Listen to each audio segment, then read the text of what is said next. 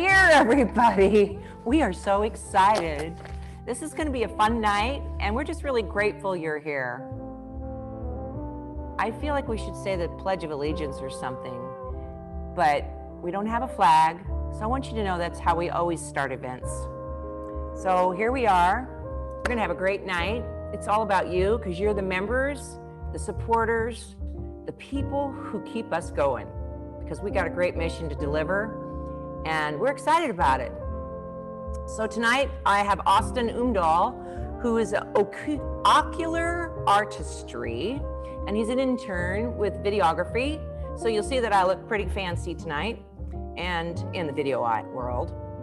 And he's helping us out with that, keeping us going, doing our technical assistance. And he's also helping us with other videos that we'll be shooting on our website and in other places that you see us in the near future.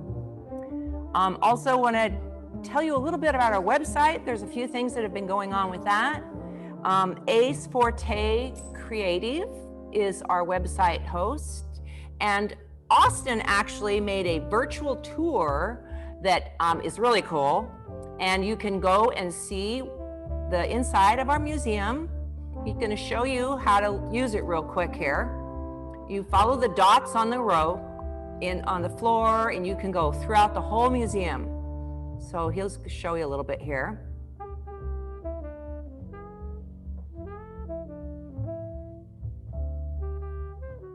There you go. So now you can go, you're in the PX where all of our great merchandise is. Then you're going to actually go in the door to the museum. See how he put the circle there? And you can turn around into 360. You see there's work in progress. You can get up close and look at things. It's pretty cool. And this was done a little bit while we still have some things in the work, and actually things have changed a lot since we did this. But we're not going to show you everything because we want you to go look later. Then we did another thing we did was we added the Victory Unit. So we have the B17 Alliance Army Air Car Victory Unit. So as a member, you give annually, or you can join our Victory Unit and give on a monthly basis if that works better for you. You can give as little as $5 a month.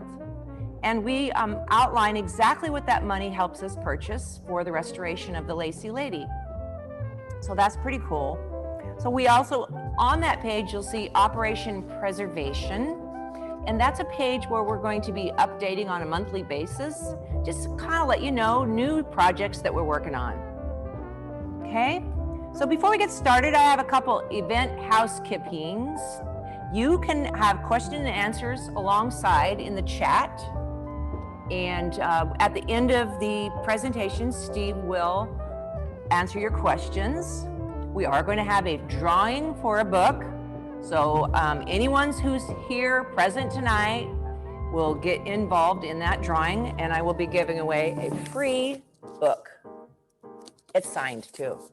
Steve always does a really great thing. It's our duty to remember Steve Snyder. I love you, Steve. You're so awesome. That is just what we're about. Thank you. Okay, so how to purchase a book. We're going to have a book giveaway, and you can go online on our website, b17alliance.com, and purchase a book. And because you are supporters, I'm giving you a secret code. Put in at checkout, members, and you will get additional $4 off on the book. Okay? So Steve is here from Arizona, right, Steve? I'm in Sedona, Arizona right now, yeah. Very good. And I was really excited. We had a little run through the other night to make sure everything worked, and I was just so excited for you to get to hear all you people out there that we have a great showing tonight too, so thank you for being here. We really appreciate your support, and this is a big thank you to you because Steve is a great guy and he has a wonderful story. So without further ado, here he is. Okay, well, thank you, Terry. Let me try to share my screen here to start my PowerPoint presentation. Give me a minute. All right, hopefully everyone can see that. I appreciate having the opportunity to present tonight. The B17 Alliance is a great organization with great people. I've been up to see the Lacy Lady a couple times and look forward to another visit one of these days. So I'll start my presentation about my book, Shot Down, the true story of pilot Howard Snyder and the crew of the B-17, Susan Ruth. Growing up, I knew the basics of my dad's World War II history. I knew he was a B-17 pilot. He was stationed in England with the 8th Air Force. His plane was named the Susan Ruth after my oldest sister, who was 1 year old at the time that he went overseas. He flew bombing missions over occupied Europe. In February of 1944, his plane was shot down, and my dad was missing in action for 7 months, but he evaded capture and made it back to England. But it wasn't until I retired in 2009 that I really had the time to delve into my dad's war history in more detail. My parents had kept a lot of material from the war years, and I just wanted to go through that and organize it, learn more details. And at that time, I had no idea about writing a book. I just wanted to learn more. But there were two items that were really significant material that my parents had kept. And one was a diary that my dad wrote while he was missing in action about his plane being shot down, which is absolutely riveting. So much so that it was included in two books that were written. One was The Mighty Eighth by Gerald Astor, about the 8th Air Force that was stationed in England during the war. They flew high altitude daylight precision bombing missions over occupied Europe and Germany. Their goal was to bomb military and industrial targets to cripple Nazi Germany's ability to wage war. The moniker, the Mighty Eighth, was assigned or came up with by a noted historian, Roger Freeman, because of the number of planes they could put up on missions, which numbered into the hundreds. And on December 24th of 1944, 2,000 bombers hit targets around Berlin.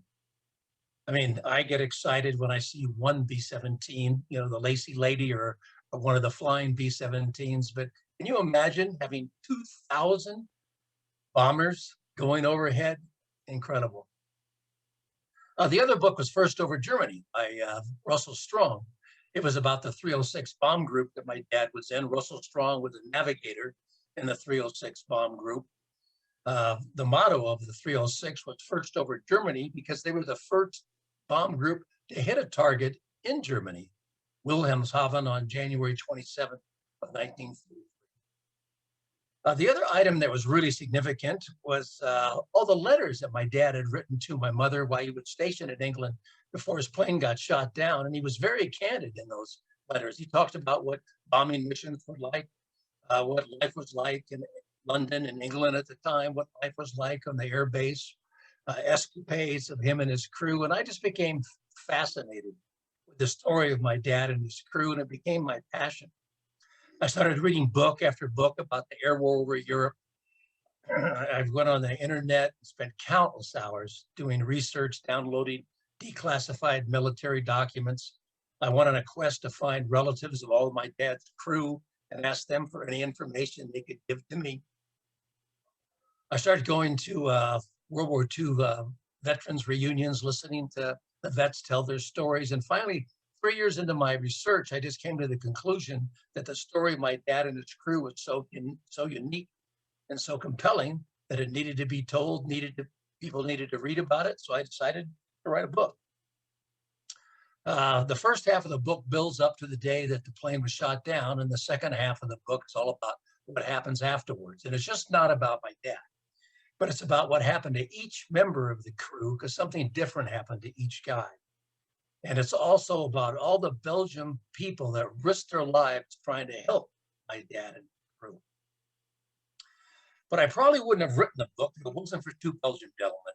On the left, you see my dad with his A2 jacket on with Dr. Paul Delahaye. That picture was taken in 1994, the 50th anniversary of the liberation of Belgium. And then the photo on the right is of me and Jacques Lelot. That was taken 20 years later at the 70th anniversary. Both these men were young boys during the war, and they were greatly affected by it. They saw firsthand atrocities committed against their family and friends. And they became local historians later in life, and they interviewed all these Belgian people and members of the Belgian underground about events that took place involving my dad and his crew, and they documented their testimony. And they gave me unbelievably detailed information about events that took place that would have been lost forever without their dedicated research. So I owe them a huge debt. Initially, my dad didn't go into the Air Force as a result of the first peacetime draft initiated in the fall of 1940 by President Franklin Roosevelt. My dad joined the service in April of 1941. And he went to the Army, and he was stationed at Fort Lewis, Washington. And at the time, prior to the war starting, the U.S. military was woefully weak. They ranked 18th in the world in military strength. We were very ill-equipped as well, as you can tell by the World War I vintage uniform that my dad has on here. Well, 3 months later, in July, my dad married Ruth Hempel at First Lutheran Church in Pasadena, California, where it was right after she graduated from UCLA, where she was a classmate of the legendary Jackie Robinson. My mother was born and raised in Pasadena, as was I. I also went to UCLA. My dad was from Norfolk, Nebraska. He moved to California with his family when he was 13 years old, just prior to starting high school. Well, a few months later, on December 7th, 1941, date that will live in infamy, Japan bombed Pearl Harbor in the United States with a war. My mother was very concerned at the time. The future was very uncertain. She was very afraid. So that Christmas, she went up to Washington to visit my dad. And 9 months later, Susan Ruth was born. Well, at the time, my dad was concerned how he was going to support his new family as a new bride, a baby on the way, and he didn't think he could do that very well on a private pay in the Army. So he decided to join the Air Force, where he could earn more money, especially if he could make it through pilot training and become an officer. So in June of 1942, my dad went through pre-flight training at Santa Ana, California, and then through the various stages of pilot training. There were three basic or main stages you can see on the left of the screen here. The first was primary. And then if the cadets made it through primary, they went on to basic. And pilot training was very rough. 40% of the cadets that entered washed out and didn't make it through. They became bombardiers or navigators or perhaps gunners. Then after basic, they went into advanced pilot training, and that's when they separated the pilots out. They either went into single engine planes or fighters, or they went into twin engine planes, which resulted in transports or bombers. Typically, the shorter pilots went into fighters because of the cramped conditions in the cockpit. My dad was 6'3", so he went into engine advanced training. But I think it also depended on the personality of these pilots. I personally feel that the fighter pilots, they tended to be, have pretty big egos, be cocky, independent, risk takers, as opposed to the bomber pilots that tended to be a little more level-headed and team players. Here you see my dad in primary training at Santa Ana, California. This was a big day for my dad. You can see he's wearing his goggles on top of his helmet, and you couldn't do that until you'd soloed. So this was the first day my dad soloed, so that was a big day in his aviation career. You see he's smoking there. I think about everyone back then smoked. So the three planes that my dad flew during pilot training. In primary, up on top, he flew a Stearman biplane. And then in basic training, he flew a single-wing Vultee Valiant. And then in advanced training, it was a twin-engine Curtiss-Wright 18-9. He graduated from pilot training in Douglas, Arizona in April of 1943, where he earned his commission as a second lieutenant in his pilot's wing. And then from there, he went on to transitional training, where he learned how to fly a 4-engine B17 bomber in Pyote, Texas. And then from there, he went to Dalhart, Texas, where the various members of the crew came together and they learned to operate as a team. And then once deemed ready, they were assigned overseas to the European Theater of Operations. On October 21st of 1943, my dad and his crew reported to the 306 Bomb Group at Thurley, England. Thurley is about 60 miles north of London. This is what the base looked like back then. It's no longer there, but the surrounding countryside pretty much looks the same with these little farms and small country roads. Well, there is a nice little museum there that my wife and I have been to a couple of times, which is really special. Here you see the insignia of the 306 Bomb Group. In the 8th Air Force, there were 3 air divisions. The 306 was in the 1st Air Division, which was signified by a triangle. And then each bomb group that was in the mighty 8th Air Force was signified by a letter. The 306 Bomb Group was signified by the letter H. So you have the triangle H. Not only was the 306 Bomb Group the first bomb group to hit a target in Germany, but they were the longest serving bomb group in the 8th Air Force. They reported to England in September of 1942, and they didn't return home until December of 1946. They stayed on after the war, involved in the Casey Jones project, which was the photo aerial mapping of Western Europe and Northern Africa. Most of you have seen, most likely, the movie 12 O'Clock High, starring Gregory Peck. Well, that was based on a true story about the 306 Bomb Group. The fictitious bomb group in the movie, the 918th, was derived by multiplying the 306 by 3. Another distinction the 306 Bomb Group had was that their flight surgeon, Dr. Thurman Schuler, was responsible for convincing 8th Bomber Command General Ira Ecker to implement a mission limit in the spring of 1943. Up until that time, there were no mission limits. These bomber combat crews would just keep flying, and pretty soon they learned or figured out that they would never make it back home. Either they would be killed or they'd be shot down and become prisoners of war. And the morale was going into the tank. So Dr. Schuler suggested that they implement a mission limit of 20.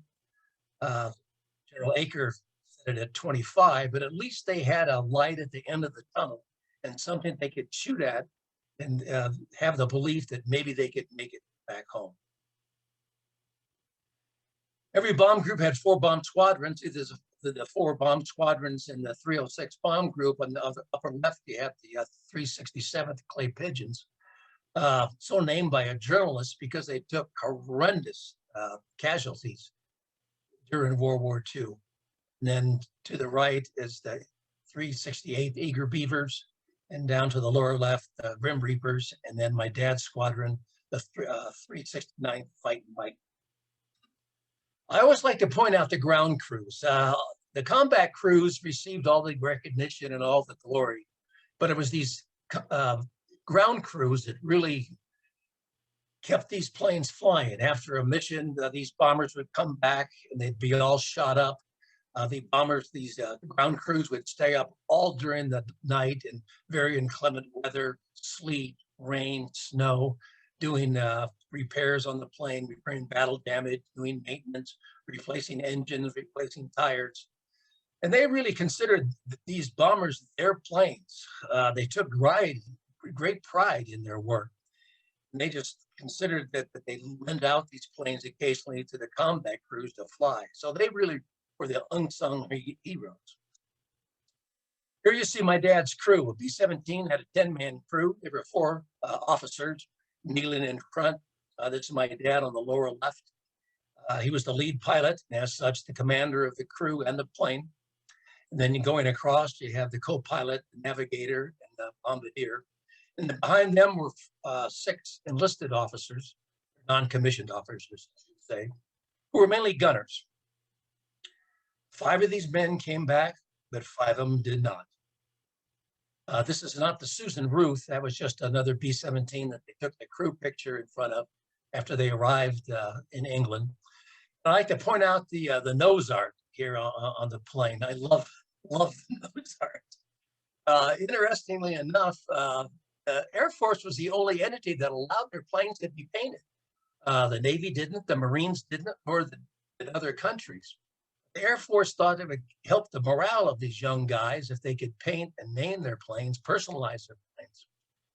And they're very creative in what they named and painted their planes. Many times it was a cartoon character, but more often than not, it was a scantily clad or nude woman. After all, these guys are in their late teens, in their early 20s, and very young men. The 306 bomb group flew B-17 bombers, as did the 3rd Air Division. The other air division in the 8th Air Force, the 2nd Air Division, flew B-24 Liberators. B-17 was nicknamed the Flying Fortress because they had 13 50 caliber machine guns on the plane, and put out a tremendous amount of firepower. And also they could take a tremendous amount of battle damage and continue flying. In Europe, there were 3 models of the B-17 that were flown. The first was the E model, but they only built about 500 of those, so they were quickly phased out by the F model. And then they were phased out in the fall of 1943 by the definitive B-17 model, the G model. You can always tell the G model by the chin turret underneath the nose of the plane. Every B-17, or a bomber for that matter, had identification numbers, tail markings on the plane. Here again, you see the triangle of the 1st Air Division and the 8th of the 306 bomb group. And then they had an identification number on the plane that was assigned by the manufacturer of the bombers. The Boeing company actually designed and produced 64% of the B-17s, but the Lockheed Vega and the Douglas Aircraft Company also each produced 18%.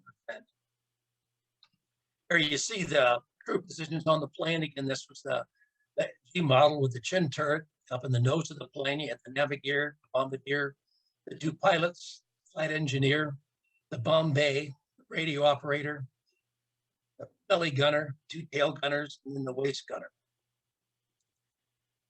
In the bomb bay, the bombs hung on racks in the bomb bay. Here you can see them hanging there on the racks. And there was a narrow catwalk that's going through the bomb bay. This young boy is only 8 years old. You can see how narrow that, how cramped that was in there. And if you've never been inside a B-17, you really have no idea how cramped it was. It was more cramped than a B-17 than a submarine. And occasionally on bomb runs, these bombs would get hung up on these racks, which require a member of the crew to either kick it loose with his foot, take a wrench and knock it loose. And when these bomb bay doors are open, you're looking 5 miles straight down to the ground with the wind howling around you. So that took some courage to do that. Here you see the crew positions a little more clearly. This was the F model without the chin turret. Here you have the bombardier, and his main mission was to drop the bomb successfully. But in the G model, he manned the chin turret when they were under attack by enemy fighters. And then behind him, you had the navigator that needed to know where they were going and where they were. And then when they went under attack by German fighters, he manned chin turrets, which were on each side of the plane. Then above them, you have the 2 pilots. The first pilot sat in the left seat. The co-pilot sat in the right seat, and you needed 2 pilots to fly these planes. And not just because if one was injured or killed, you had another pilot to fly the plane, but it took a lot of energy to fly these planes. It was very stressful, both mentally and physically, to fly these bombers. Back then, you really had to have some muscle. It wasn't like today, everything was kind of on the autopilot. These missions were 6 to 10 hours in length, so it was very tiring. They flew in tight formation, so the pilots had to be alert at all times. So they'd clip a wing on the plane next to them or run into the plane, and in front of them, they'd go down. And also they had to continually fight the turbulence. Not only the turbulence from the weather that many of you have been in, when the plane's bouncing all around, but also with all those bombers being in such close proximity to one another, the wake turbulence and prop wash just churned the air up. So they really had to fight, keeping their planes steady and on course. Then above them, you had the flight engineer. When they were under attack, he manned the top turret. The flight engineer was also called the crew chief. He knew how everything operated on the plane. He was kind of our onboard mechanic. and he helped monitor all the instruments that were in the cockpit. There were over 250 dial switches, toggles in the control panel here, and the flight engineer peered over the pilot's shoulders to help monitor engine performance and fuel consumption. And behind the bomb bay, you had the radio operator. That was the most comfortable position on the plane. He had kind of a roomy compartment, a chair to sit at. Then the most cramped position on the plane was the ball turret underneath the plane. Again, these missions were 6 to 10 hours, and he was in a fetal position all for most of that time, which was very uncomfortable. And above the ball turret, you had 2 waist gunners, which were the most exposed positions on the plane, and then another very cramped position on the plane, the tail gunner.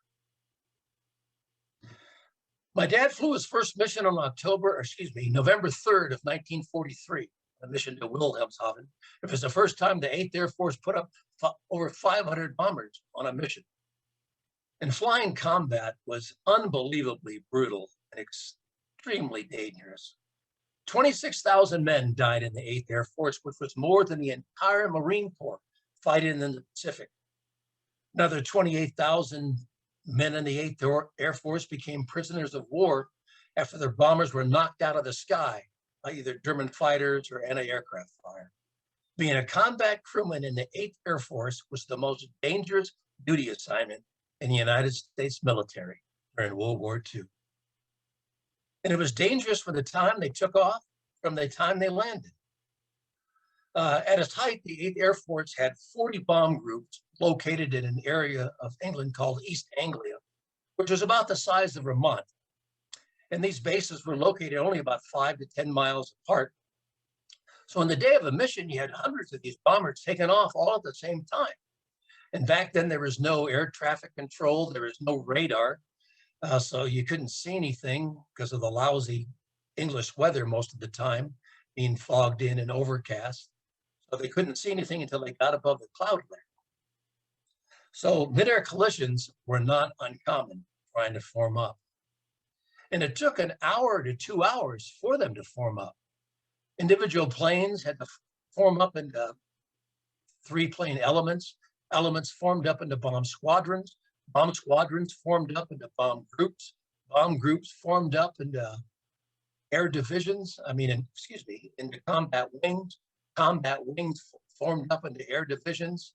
And all this took place before they could even start their journey across the English Channel. And then they had to deal with the elements. These planes weren't pressurized back then, so above 10,000 feet, they had to go on oxygen, or else they'd quickly pass out and die. And then it was extremely cold at that altitude that they were flying. It was minus 40 to 60 degrees below zero. So frostbite was a huge problem. And many airmen suffered serious frostbite injuries that required lengthy stays in the hospital. One of my dad's waist gunners, John Pindrock, was in the hospital for 2.5 months from frostbite injury. Here you see the combat uniform that they wore. This is a waist gunner.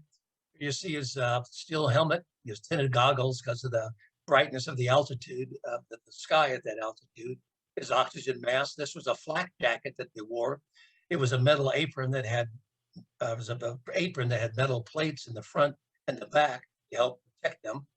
Here is fleece-lined jacket, fleece-lined pants, thermal boots, and thermal gloves. And here you see this belt here. That was their parachute harness. And they didn't actually wear their parachutes in the plane because it was so cramped. So if they needed to bail out, they had to have their wits about them to find their parachute to begin with, and then clip it on hooks on the back of the harness and then bail out of the plane. Here you see the nose art again. This is actually a B-24, not a B-20, B-17. The next thing they had to deal with enemy fighters. Germany had radar stations set up along the continental coast of Europe.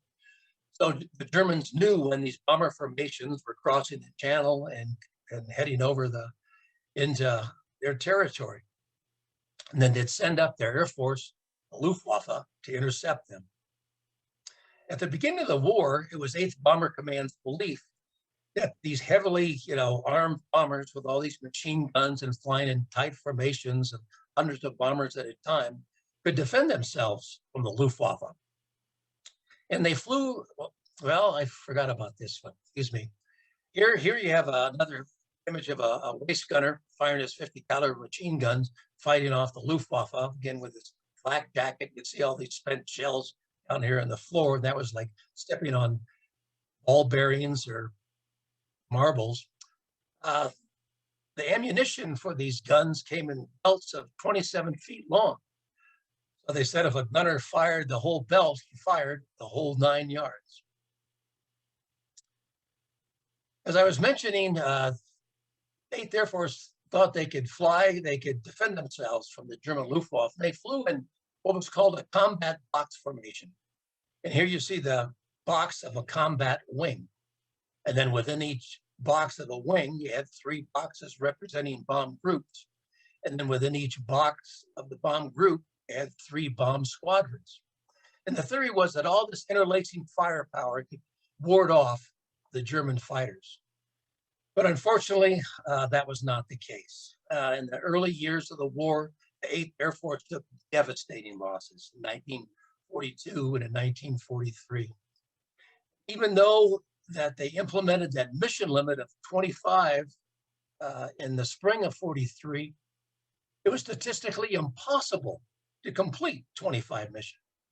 In 1943, the average number of missions flown before being shot down was only 6. And the losses culminated in the fall of 1943 in October during a week which is called Black Week, during which 4 missions to Germany resulted in 1,500 bombers being shot down. The worst day was October 14th, Black Thursday, when on a mission to Schweinfurt, Germany, to bomb the ball bearing factories, they sent up 291 bombers and 60 of them were shot down, 600 men. The 306 bomb group on that mission, they lost 10 out of the 15 B-17s that went on that mission. Well, after Black Week, the 8th Air Force was in shock. There was no way they could continue to sustain those losses and continue the daylight bombing operations, and they seriously considered continuing bombing operations. It wasn't until the end of 1943 and the beginning of 1944 when external fuel tanks were added to the P-47 Thunderbolts and the introduction of the P-51 Mustangs that these bomber formations finally had escorts that could take them all the way deep into Germany and escort them all the way back to their bases. P-51 Mustangs were particularly effective. They basically wiped out the Luftwaffe prior to D-Day, June 6th, controlled the skies and air supremacy. Here you see the bomber formations, again, a different angle. Here you see them from the back, from on top, and from the side. It was a 3-dimensional formation with a lead squadron, a high group, and then a low group. The next thing they had to worry about was anti-aircraft fire. Here you see a German flak gun. Flak was the abbreviation for the German word for aircraft defense cannon. These were deadly weapons. They fired 20 shells a minute, and they were calibrated to explode at the same altitude that the bombers were flying. These shells were filled with all different shapes and sizes of razor-sharp metal. And when they exploded, they burst out hundreds of feet and could easily penetrate the thin aluminum skin of these bombers. They were so thin that you could take a screwdriver and just poke it right through them. From a distance, these anti-aircraft shells exploding looked like innocent little black puffs. But as these bomber formations got closer, those puffs got bigger, the explosions got louder, and then once among this killing field, the concussions from the shells exploding would just violently rock the ships.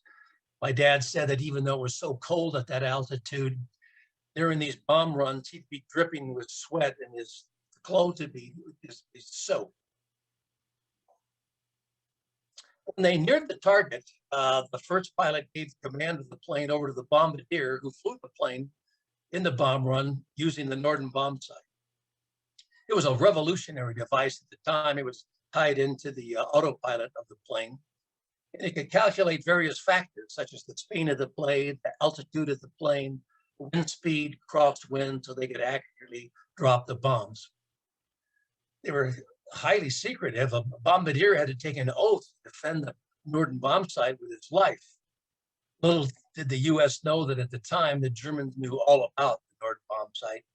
They had a spy in the factory, Hermann Lang, that relayed all the specs of the bomb site back to Germany. He was eventually captured and spent 18 years in prison.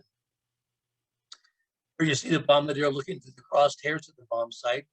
And once he released the bombs, he'd yell, "Bombs away."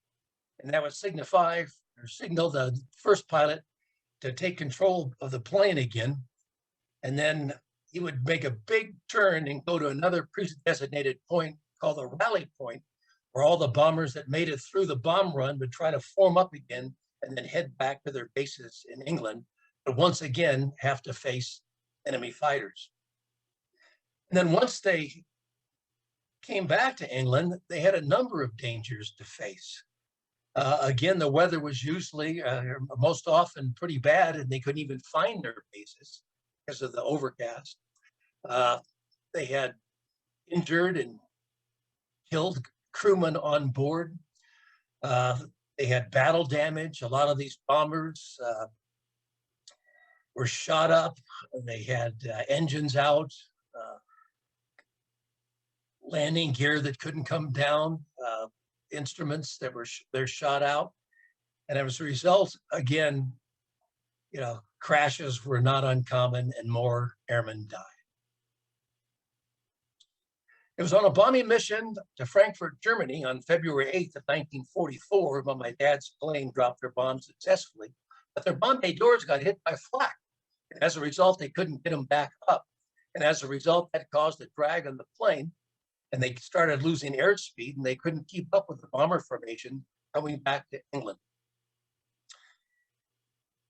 As a result, they were singled out by two German Focke-Wulf fighters, who, like wolves or lions, dived in to their prey, and in the ensuing air battle, the Susan Ruth was shot down.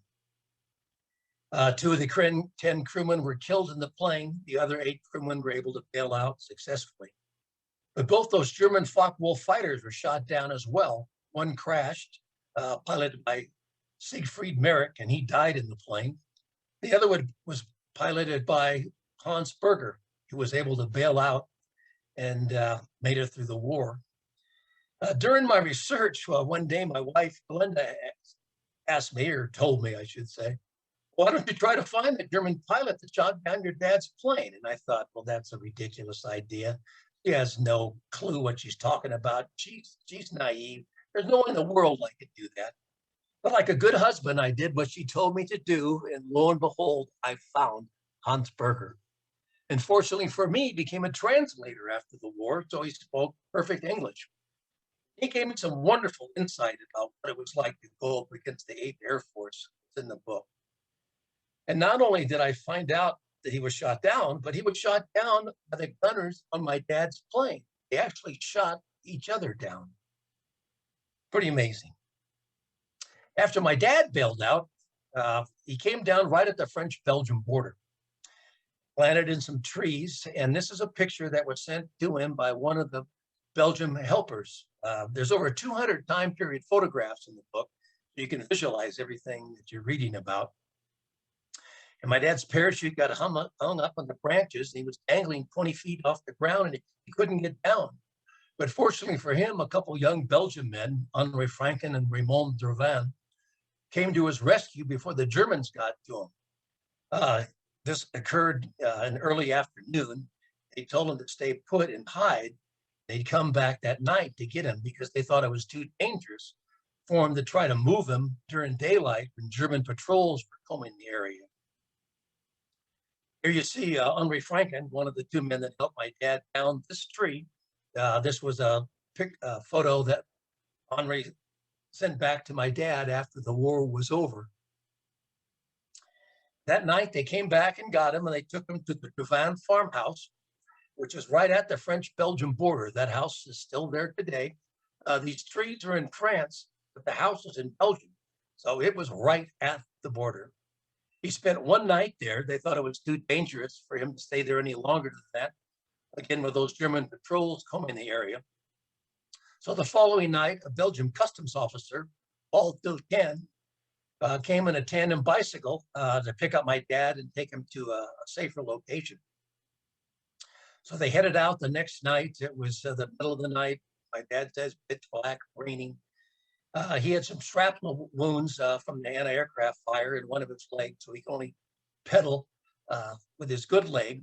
And they came to a hill, and they couldn't pedal up it anymore, so they just got off the bike and started walking up the hill. And when they got to the crest of the hill, they came to a building. This is what it looked like in 1994. But at the time, it was a cabaret, a little cafe. There were the lights were on, music was playing, people were laughing, talking loudly, and all of a sudden, two German officers come out that door with arms around two young women, and one of them comes up to my dad and asks him for a light for his cigarette.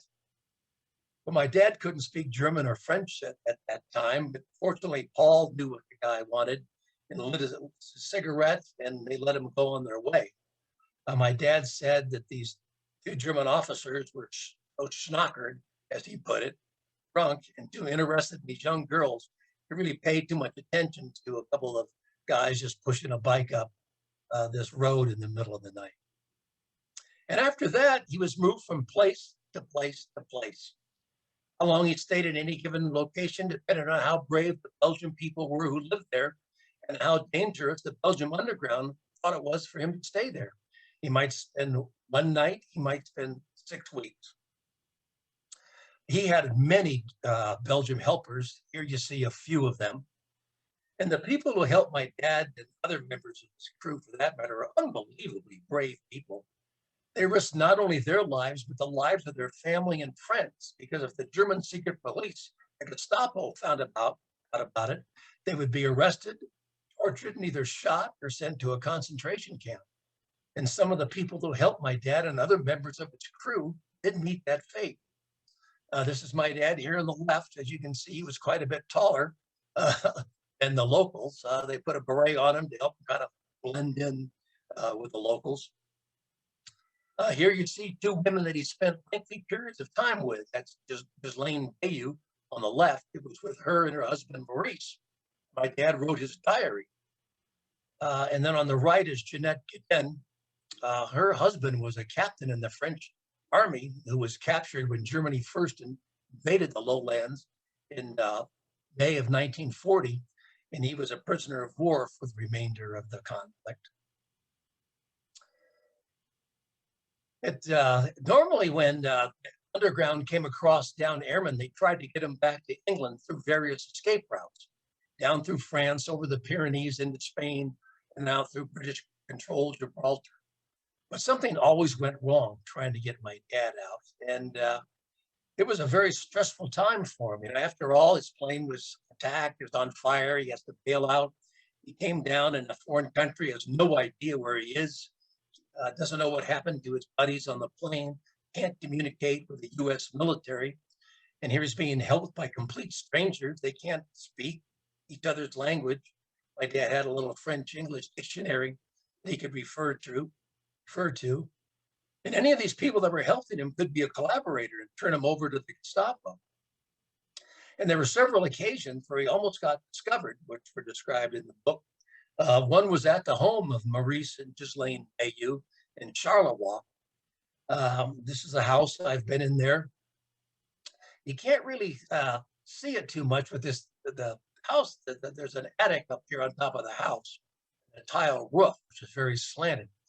And one evening there was a loud pounding on the door, and Maurice told my dad to get up on the roof to hide from the Germans. And then he'd come back and get him once it was safe. Well, Maurice never came back the entire night because the Germans just didn't leave the area.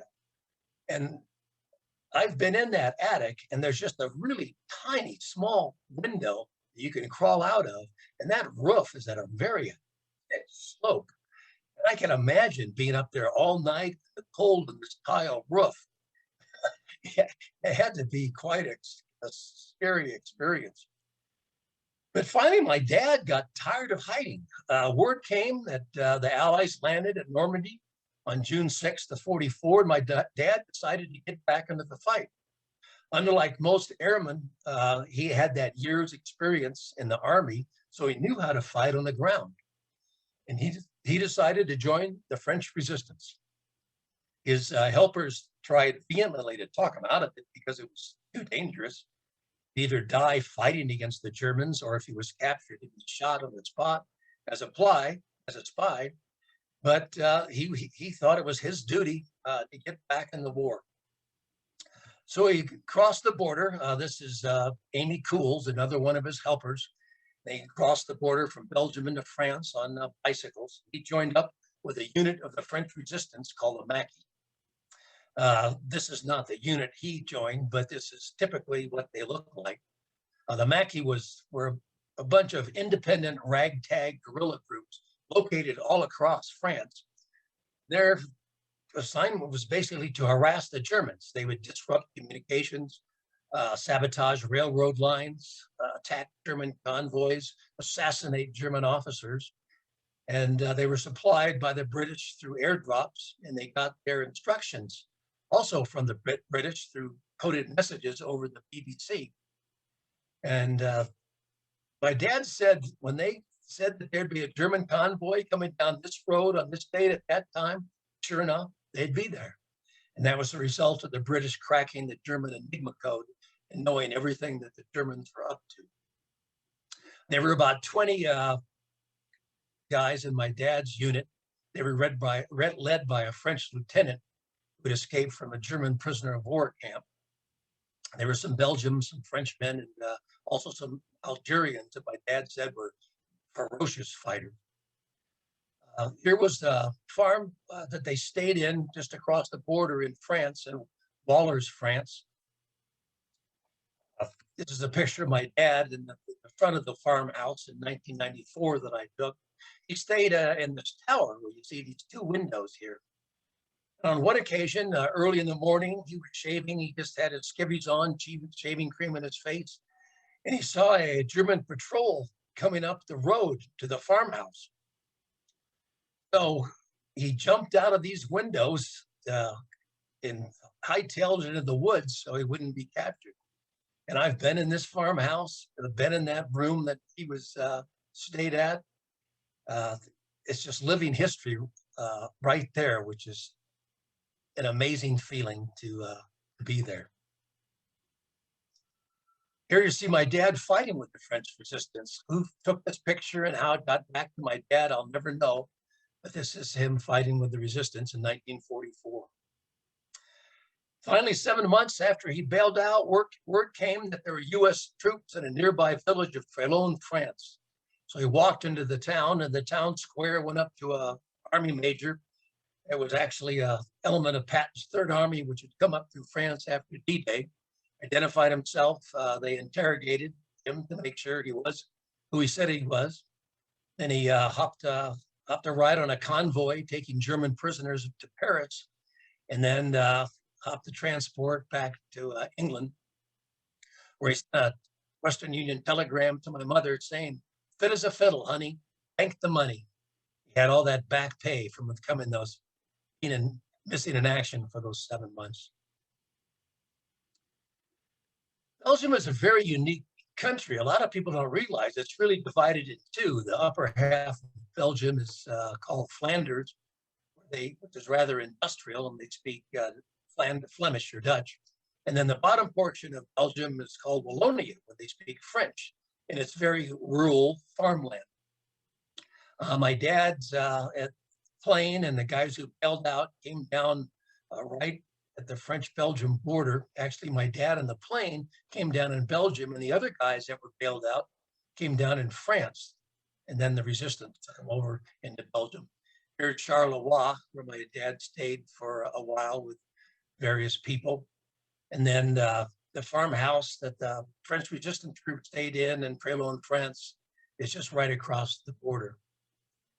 The Belgian people are wonderful people. To this day, they are still so thankful and so grateful for the Americans coming to their rescue and liberated them from 4 years of Nazi occupation and Nazi oppression. And they do a wonderful job of educating the younger generations about the importance. I've erected a number of memorials in the area where they have ceremonies on the anniversary of those events to remember them and honor what took place. Big celebrations are always around September 2nd, which is the anniversary date of the Belgian liberation. This is a poster from the 70th anniversary. And I was at, and they last several days. They erect these huge tents that seat hundreds of people. This is just a portion of one, and they have lunches and dinners and dances and band concerts, and they're wonderful events. The volunteers dress up in time period uniforms. They have U.S. military vehicle parades, and they have a U.S. military camp. And the local beer Chimay just flows, and everyone has a very jolly time. But they also have more solemn occasions where they have ceremonies at these various memorials. This is the memorial at Cendron, which was right at the French-Belgian border. The 9th U.S. Infantry first crossed over from France, across the Wartroise River to liberate Belgium. And all the dignitaries come out, all the villagers show up. The U.S. military is there, the Belgian military, the French military. And again, you see all the young people right up front here, emphasizing the importance of these events. Here's a memorial that was erected to my dad and his crew in 1989.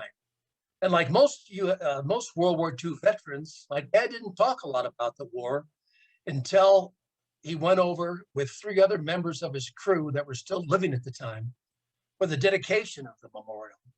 And there he was reunited with people that hid him during the war, revisited these places where he was hidden, and that brought it all back, and he started talking about it after that.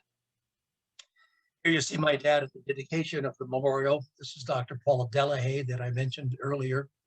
Here's my dad, and then 3 of his helpers. This is Jeanette Cadden, who was in that earlier photo that I showed you. This is Nellie Tilcan. That was a wife of the Belgium customs officer, Paul Tilcan, who came and took my dad on that tandem bicycle. A couple months after he helped my dad, he was arrested by the Gestapo, tortured, sent to prison, and narrowly escaped being executed. But he died at a fairly young age because of the beatings and torture that he took. And then this gentleman is Raymond Dervin. He was that other young Belgian that helped my dad down from the trees.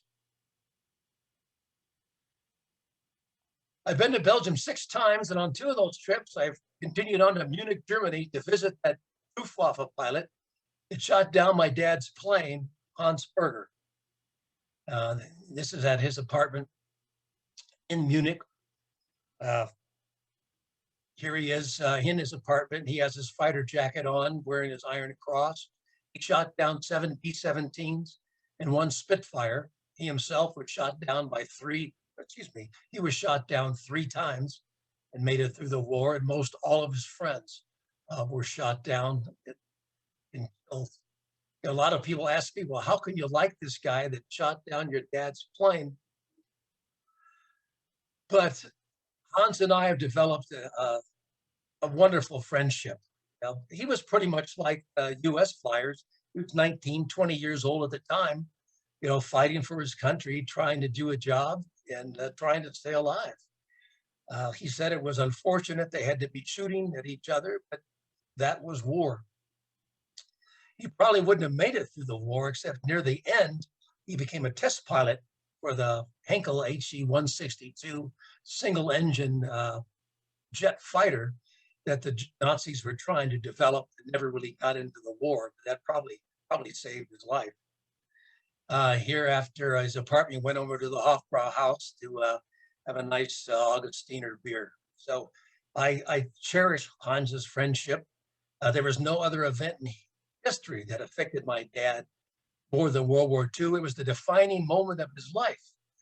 And at one point in time, my father's life and Hans' life crossed paths. So Hans is a part of my dad's life.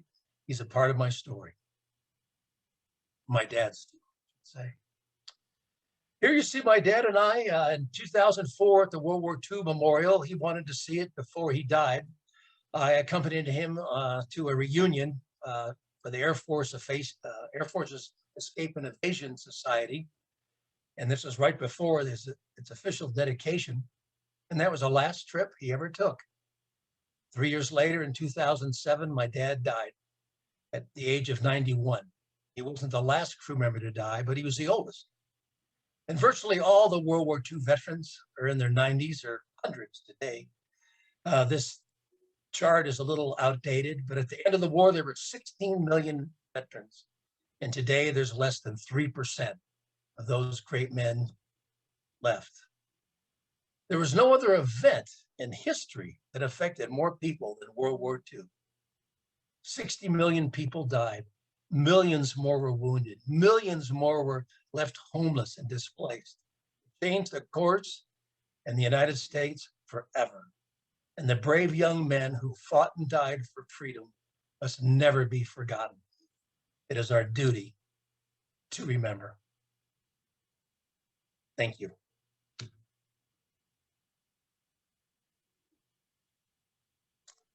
End of my presentation.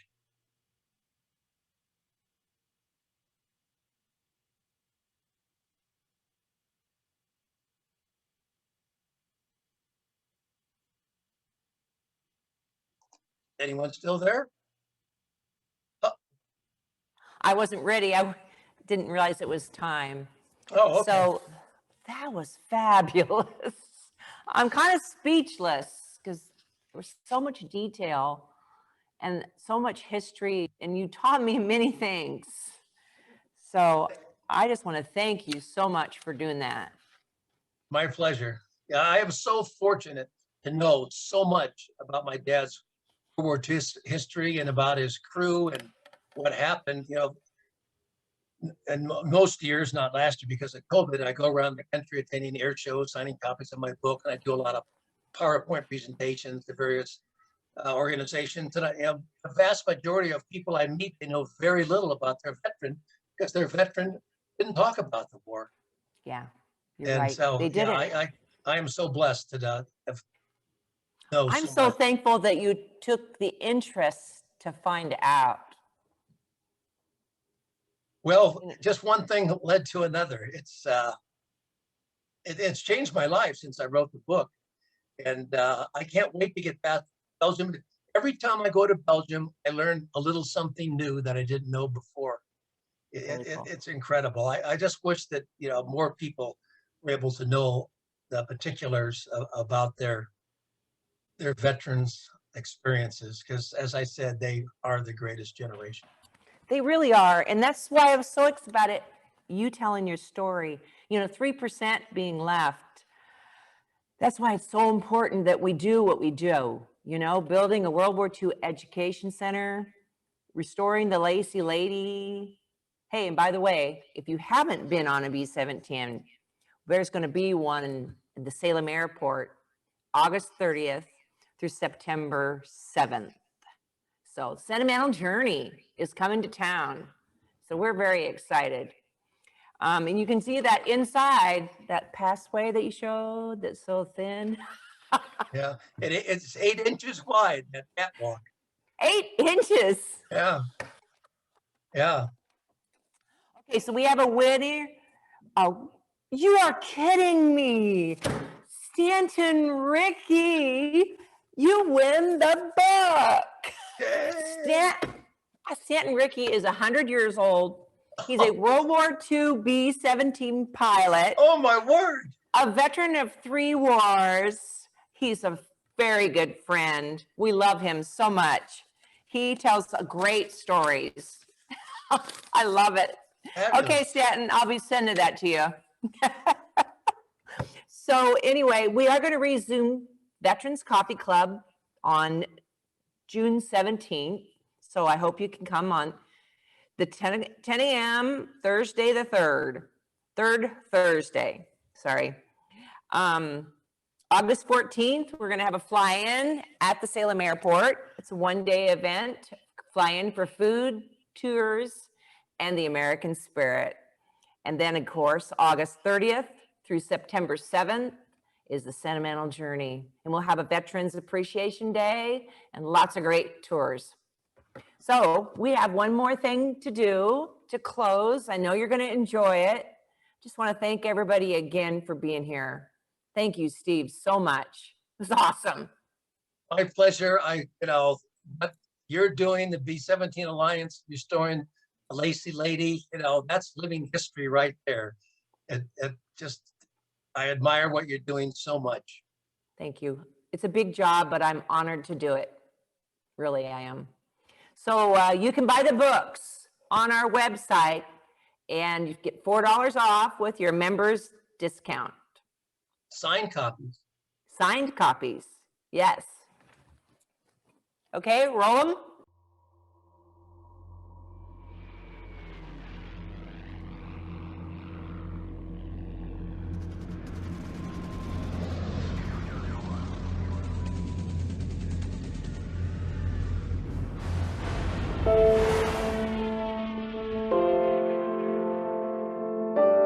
Like most World War II veterans, my dad didn't talk a lot about the war. Growing up, I knew the basics. I knew he was a B-17 pilot. His plane was named the Susan Ruth. He flew bombing missions over occupied Europe. And on February 8th of 1944, his plane was shot down.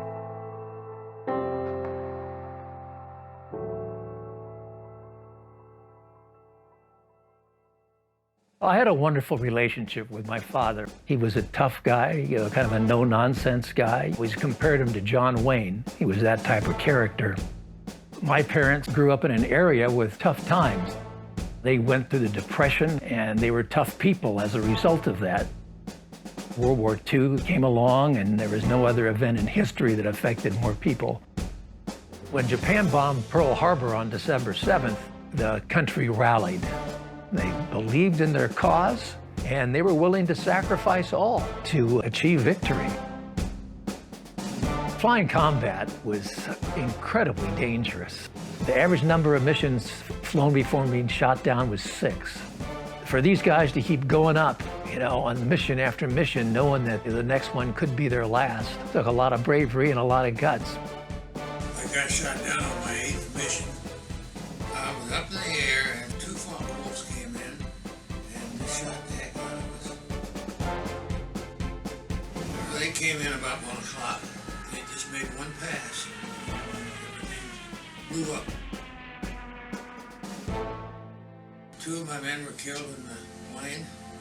2 evaded capture. I was one of them, and my tail gunner was the other. And then 3 of them got down safely, but they were picked up by the Germans, and they were interrogated, and then they were marched out into the woods and shot in the back of the head. 3 Belgian farmers saw the chute open, and they came running over, and they threw me a rope, pulled me up to the tree, and got me out of the tree. And one of them took me off into the woods and hid me. They were different personalities, of course. Some of them were brave, some of them were scared to death. The ones that were scared of hiding you, they'd move you pretty quick. The ones that weren't scared, you might stay there 6 weeks. They risked not only their lives, but the lives of their family and friends. If the German secret police, the Gestapo, found out about it, they'd be arrested, tortured, and either sent to a concentration camp or shot. And some of the people that helped my dad and his other members of the crew met that fate. Word came that the Allies had landed at Normandy on June 6th, so he knew they'd be coming up through France to liberate that area. His Belgian helpers accompanied him over the Belgian border into France and joined up with a unit of the French resistance called the Maquis. They would disrupt communications, sabotage railroad lines, attack convoys, assassinate German officers. And so he fought with them for a couple months. The very first hours of the 2nd of September 1944, few jeeps of the Reconnaissance Party of the 60th Infantry Regiment crossed the border, and there the Belgian population were waiting for the liberators. They were waiting that for 4 long years, and they saw the liberators coming in, and they were waving, they had flowers. It was very happy days for all people of Belgium. Word came that there were U.S. troops in a nearby village of Trélone, France. So he walked into the village, into the town square, up to an army major. My dad identified himself, and that ended his 7 months of missing in action.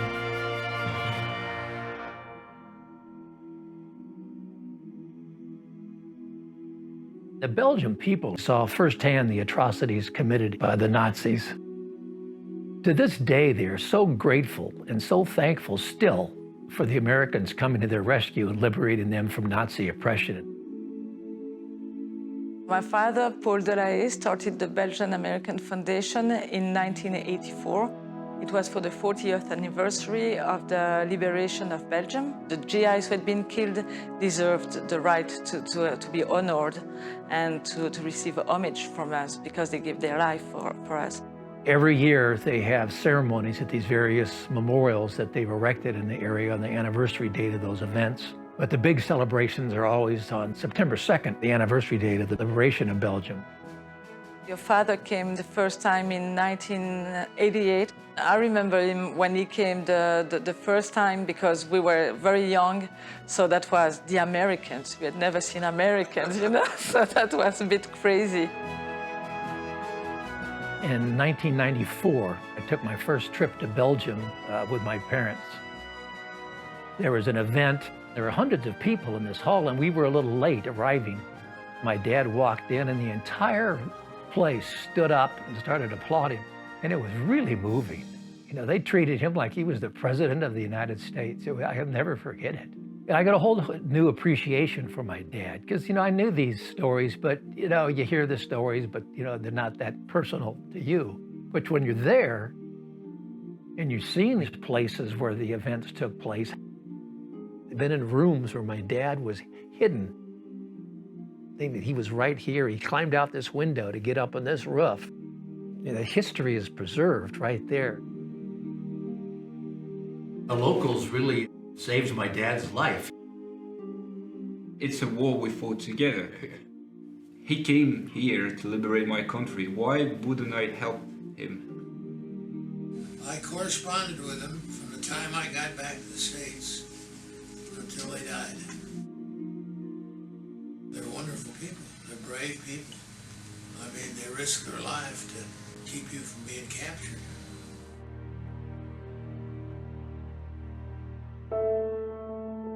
My parents had kept a lot of material from the war. There were 2 items that were really significant. One was a diary that my dad wrote while he was missing in action. And the other item were all the letters that my dad wrote to my mother during the war that she had kept. And sitting down one time, spending several hours reading these letters, and I just became fascinated with the story of my dad and his crew, and it became my passion.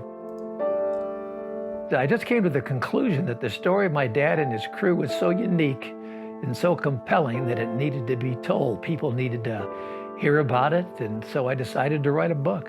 Shot Down focuses on one crew and what happened to each member of that crew. That it just makes for a fascinating story, one that hasn't been told. All that the U.S. military knew was that my dad's plane was shot down by 2 Focke-Wulf German fighters, and I just assumed that's all I'd ever know. One day, during my research, my wife Glenda said, "Why don't you try to find the German pilot that shot him down?" But like a good husband, I did what she told me to do, and I found Hans Berger. He's 95 years old now. He lives in Munich, Germany. Here's a picture of Hans. Well, that's pretty neat. There's your plane, your picture, and your autograph. The young people of today, they have no idea what our life was, what the time was, what difficulties we had, and that we were not all evil Nazis, but we were people like you and me, and we just grew up in different spheres. On this 8th day of February, your father and me met, and we shot each other down. I've been asked several times, like, well, don't you hate this guy that shot down your dad's plane? But no. Well, good for you. It keeps... From the very get-go, I felt a personal relationship with Hans. He was 20 years old. He was fighting for his country, just trying to do a job and trying to stay alive. And World War II was the defining moment in my father's life. Really, I think it's the defining moment for any guy's life who fought in World War II. Yeah. And Hans is a part of my dad's life, a part of his story. And so I had no ill feelings toward Hans, and we become friends. Never thought that I'd meet the son of a guy I shot down. Yeah, well, I never thought I'd meet you either. Incredible.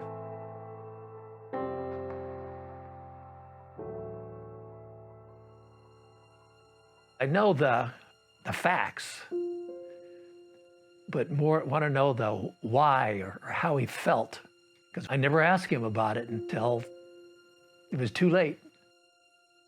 Miss him?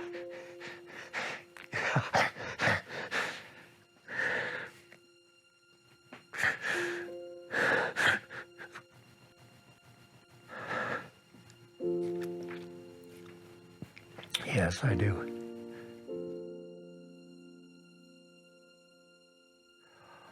He was a great man. It's too bad that I didn't do all this while he was still living. We had a deep respect for the American troops who came and helped us. We know that if they didn't, the world wouldn't be the same today. I'm trying to do now the same with my kids. So I'd like them to learn about that, and first to learn respect towards the Americans who came and did it and sacrificed for us. I do think that we own them liberty. It's the less we can do. It's try to make sure they will never be forgotten. As World War II fades in the memory, people lose sight of what took place, what that generation fought for. Because, you know, the old expression, if you don't learn from history, you're going to repeat it. They say that for a reason. So it gives you appreciation for your freedom and maybe a better appreciation for the people that serve, and gives a better appreciation and value for your country. So that's really one of the reasons why I do what I do, is to try to keep the memory alive.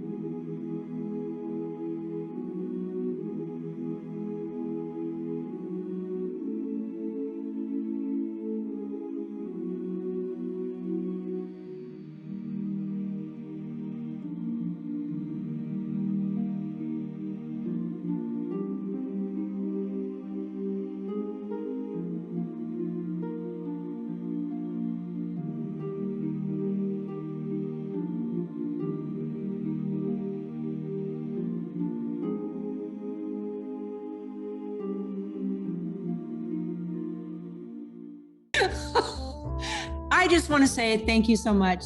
God bless you all, and God bless America. Amen. Thank you so much for being here. Good Good night, night, everybody.